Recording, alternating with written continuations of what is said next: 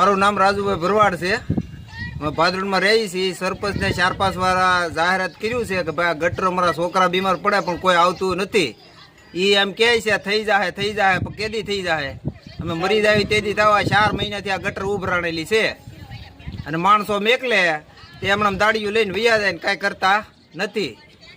હવે આને કોઈક આગળ અમારે નકર બધાને ગામને આખી હેરીને ભેગું થઈને આગળ પગલાં લેવા પડશે. અમારે બધાને રજૂઆત કરવી પડશે. મારું નામ નારાયણભાઈ ભલ્લાભાઈ, કોલટી એરિયામાં રહેવાનું.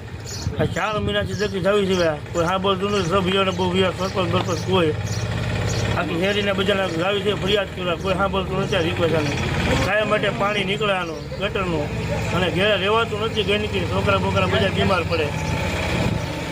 એકને લઈને આવ્યું છે એક બીમાર પડ્યો, એકને લઈને આવ્યું છે એક બીમાર પડ્યો. કોઈ હા બોલતું નથી. સરપંચની માની કોઈ અન્ય બીજા કામમાં છે બધા, આ કામમાં નથી કોઈ હાજરમાં.